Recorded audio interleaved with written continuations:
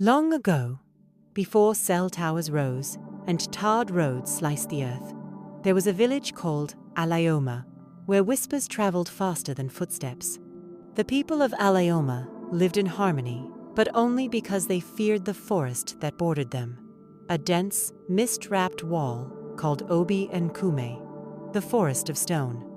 No one entered Obi Nkume, not since the day Ijeoma, the only daughter of the village herbalist, vanished inside it without a sound, her laughter swallowed by trees, her footprints erased by silence. Now, years had passed. The village moved on, or so it seemed. A stranger came to Alaoma. His name was Brother Chuka, a preacher with a holy book in hand and a honeyed voice that calmed storms. He came with his young wife, Sister Adaeze, who never spoke, and a boy named Joel, their adopted son, quiet as the wind before lightning. Chuka claimed God sent him to bring peace to Alaoma. He sang, he preached, he healed the sick, and soon the villagers trusted him more than their own kin. But not Mama Ibinabo, the old basket weaver who had seen too many smiles hide daggers. He came from nowhere, she muttered. Even ghosts wear white robes. Strange things began happening. Goats were found turned inside out, eyes wide with terror. Wells turned bitter.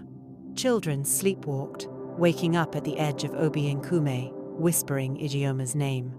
And Joel, the quiet boy, he began drawing things in the dirt. Things no child should know.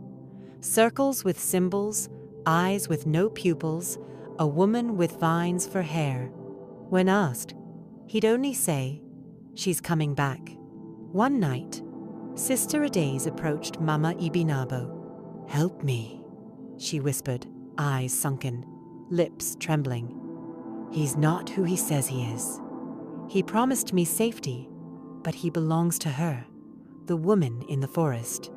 Before Mama Ibinabo could reply, a scream tore through the night, the kind that splits souls. The villagers rushed out with torches. Joel was missing.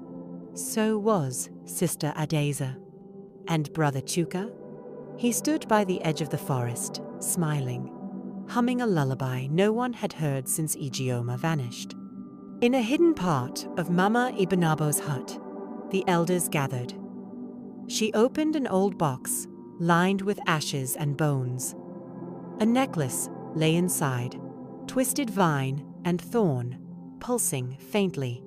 "That is Ijeoma's," whispered an elder. "She was no ordinary girl. Her mother bound her spirit to the forest, to protect us, but someone has broken that trust." The villagers gasped. "Chuka is her brother," Mama Ibinabo said, voice shaking. "He left before she vanished. He now serves her spirit. And tonight, she returns." The villagers stormed to the edge of Obi Nkume. There stood Chuka, cloaked in vines, eyes glowing. Beside him, Adaeze floated off the ground, mouth sewn shut with shadows. And Joel, standing between them, eyes rolling back. "The forest remembers," Chuka said, "and it is hungry for justice." "Ijeoma was betrayed," he continued. "The village fed her to the woods to cover their sins. No one spoke, because it was true. Ijeoma had discovered a forbidden rite. The elders feared her power, so they told her to cleanse herself in the forest, knowing she would not return." Suddenly, Joel cried out, "Stop!" Light burst from him. The forest trembled. Joel was not their son. He was Ijeoma, reborn, wrapped in the skin of a boy, returned to judge those who broke her trust. "The innocent shall remain," said the voice, now speaking through Joel. "The guilty will feed the roots." Roots burst from the earth, dragging screaming elders toward the forest. Brother Chuka stepped forward, but the vines turned on him too. "You served me," said the voice, "but you did not protect me." And with one final scream, He vanished beneath the soil. Years passed. The forest grew quieter, the village smaller. Only children with pure hearts could now hear Joel's lullaby drifting through the wind. Mama Ibinabo planted flowers where the roots once dragged bodies, and every year a single blossom bloomed, white and glowing. They called it Okwukwe Dara, broken trust. And they never forgot.